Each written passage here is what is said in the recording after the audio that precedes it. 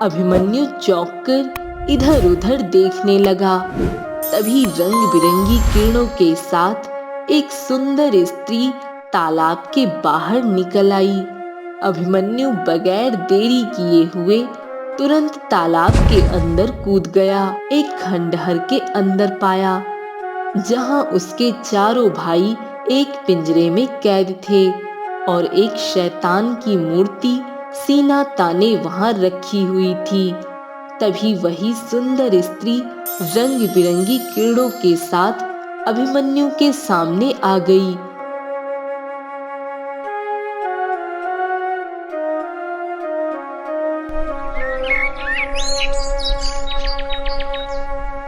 राजकुमार अशोक अपने घोड़े पर बैठकर अपने राज्य की ओर जा रहा था कि तभी अचानक राजकुमार अशोक का गला प्यास की वजह से सूखने लगा। राजकुमार अशोक अपने आप से बोला, मुझे तो बहुत जोरों की प्यास लगी है। अगर मुझे पानी नहीं मिला तो मैं बेहोश हो जाऊंगा। तभी राजकुमार की नजर सामने एक सुंदर तालाब पर पड़ी। राजकुमार अशोक तुरंत घोड़े से उतरकर तालाब की ओर चला गया।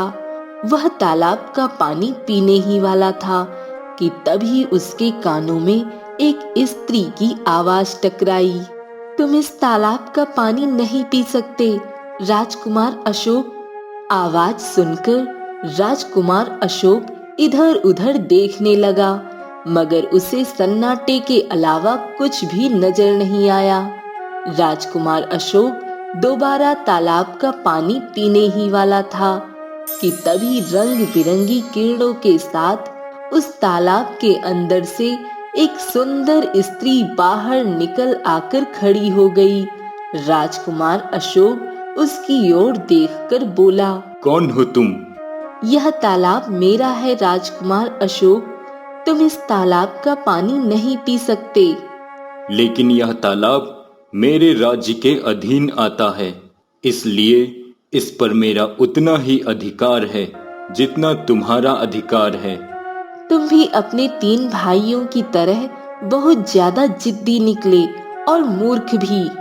अपने 3 भाइयों के बारे में सुनकर राजकुमार अशोक बुरी तरह से चौंकता हुआ बोला, क्या तुम मेरे भाइयों को जानती हो? क्या तुम जानती हो कि वह तीनों कहाँ हैं?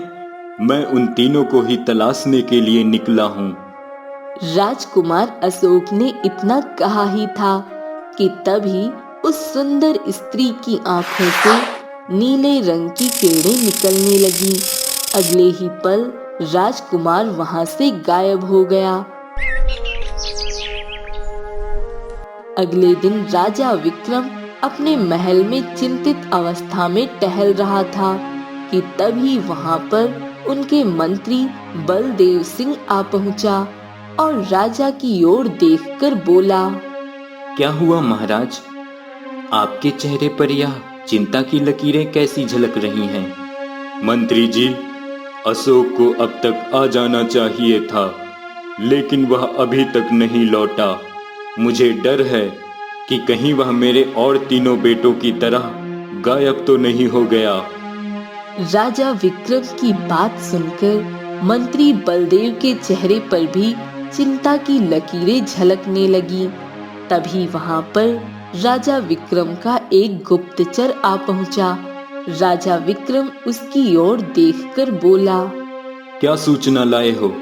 मेरा बेटा राजकुमार अशोक कहाँ है? महाराज, राजकुमार अशोक को भी उसी जंगल के पास देखा गया था जहां पर आपके तीनों बेटे गायब हुए थे। उसके बाद राजकुमार का भी कोई पता नहीं चला। इतना बोलकर गुप्तचर वहां से चला गया।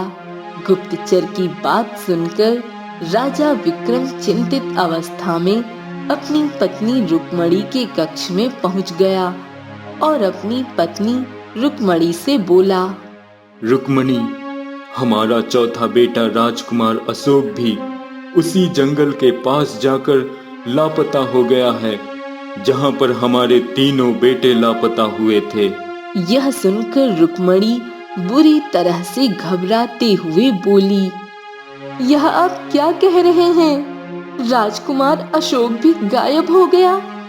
इतना बोलकर रुक्मणी गहरी सोच में डूबती हुई अपने पति राजा विक्रम से बोली, आप जानते हैं कि अगर इस पहेली को कोई सुलझा सकता है तो वह सिर्फ अभिमन्यु है। अभिमन्यु का नाम सुनकर राजा विक्रम के चेहरे पर क्रोध की लकीरें झलकने लगीं। तुम पागल हो गई हो। हमने स्वयं अपने छोटे बेटे अभिमन्यु को राजमहल से बेदखल कर दिया था, क्योंकि उसने एक आम स्त्री से हमसे पूछे बगैर विवाह किया था। देखिए, यह समय अपने बेटे से नाराज होने का नहीं है, बल्कि अपने चारों बेटों का पता लगाने का है।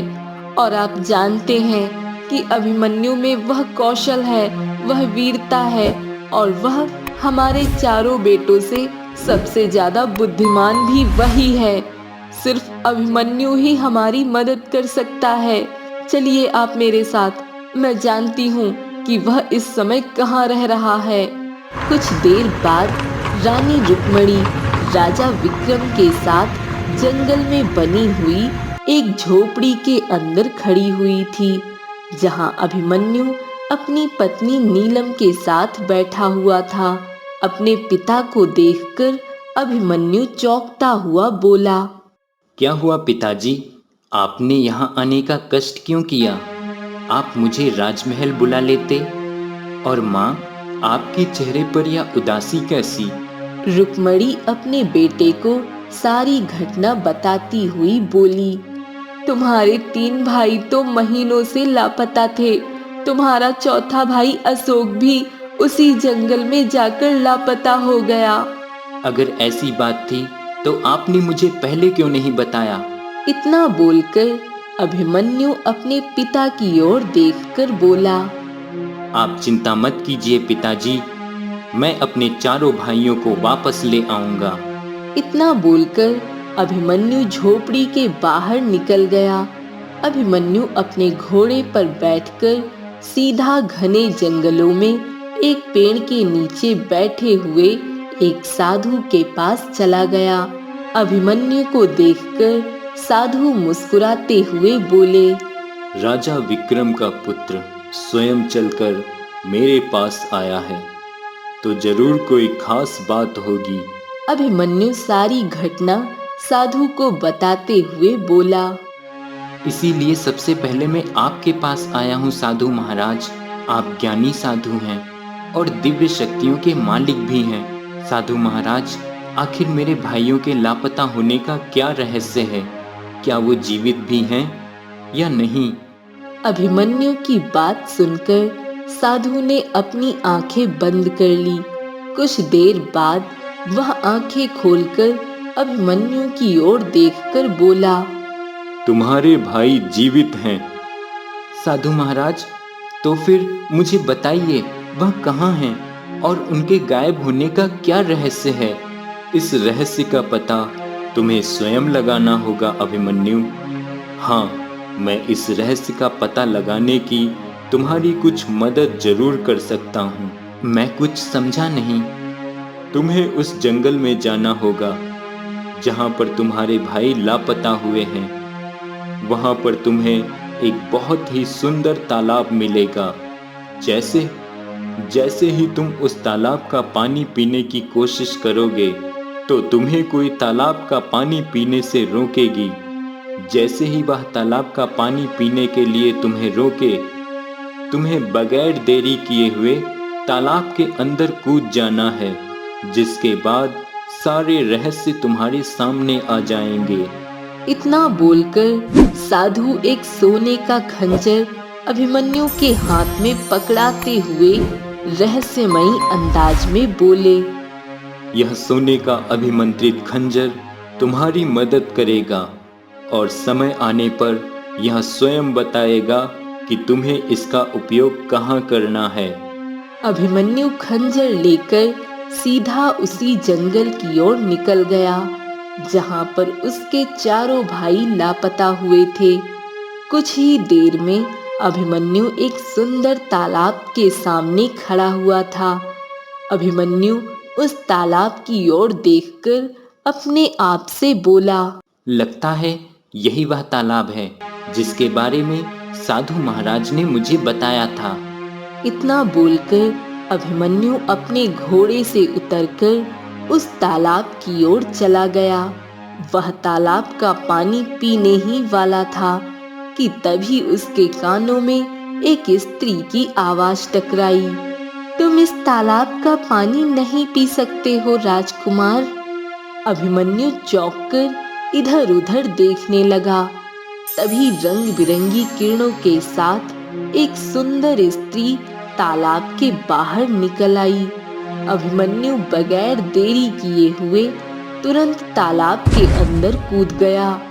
तालाब के अंदर कूदते ही अभिमन्यु ने अपने आप को एक खंडहर के अंदर पाया, जहां उसके चारों भाई एक पिंजरे में कैद थे और एक शैतान की मूर्ति सीना ताने वहां रखी हुई थी। तभी वही सुंदर स्त्री रंग बिरंगी किरणों के साथ अभिमन्यु के सामने आ गई और क्रोधित अवस्था में बोली, तो इसका मतलब यह है कि तू जानता था कि तालाब के अंदर एक खंडहर है, लेकिन तूने यहाँ आने की बहुत बड़ी गलती कर दी राजकुमार। तू अपने भाइयों को यहाँ से नहीं ले जा सकता। आखिर तुमने मेरे भाइयों को बंदी क्यों बना रखा है? बदला। बदला? कैसा बदला? मैं एक जादूगरनी हूँ। मेरा नाम शलाका है। तेरे पिता ने मुझे बरसों पहले अपमानित करके राज्य से बाहर निकाल दिया था। उस अपमान का बदला लेने के लिए मैंने उसके पुत्रों को बंदी बनाया है। तू आखिरी बचा है। मैं तुझे भी बंदी बना लूंगी। आज अमावस्या की रात है। आज की रात तुम 5 भाइयों की बलि देकर मैं हमेशा के लिए अमर हो जाऊंगी। अभिमन्यु अपनी तलवार निकालते हुए क्रोधित अवस्था में शलाका की ओर देखकर बोला, उससे पहले मैं तुझे ही खत्म कर दूंगा जादूगरनी। तभी अभिमन्यु के कानों में एक आवाज टकराई, तुम इसे अपनी साधारण तलवार से नहीं मार सकते अभिमन्यु।